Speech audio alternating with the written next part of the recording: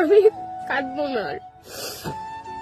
আমি আমি আমি আর কাঁদবো না, কারণ একটা কথা শেয়ার করি। হ্যাঁ, এই যে ভালোবাসা, ভালো কয়জনকে বাসা যায় একটু বলতে পারবেন আপনারা?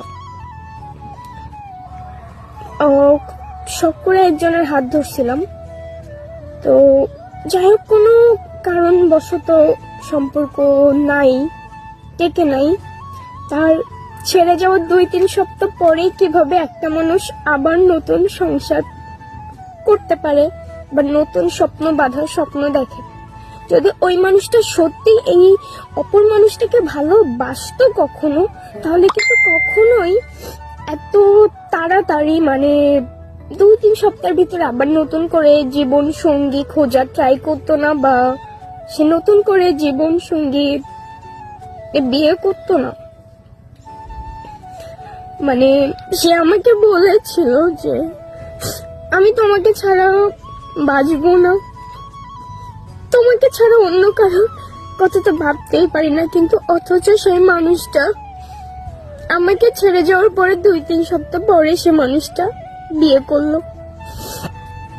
মানে এটা কেমনে পারলো সে?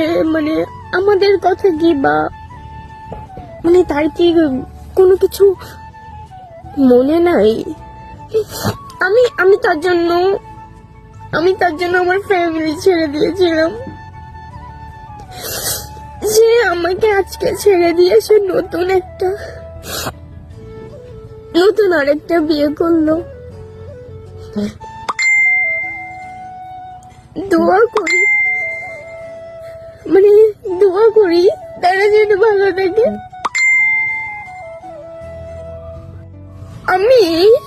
আমি নিজ চোখে তাদের বিয়েটা দেখছি। ভাই, ভিতরটা একদম শেষ হয়ে যেতেছে। আমার ভিতরটা একদম শেষ হয়ে যেতেছে।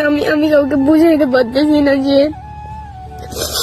যে মানুষটার জন্য এত কিছু করলাম, ওই মানুষটা আমাকে ছেড়ে দিয়ে 2-3 সপ্তাহের মাথায় নতুন একটা সংসার পাতাচ্ছে।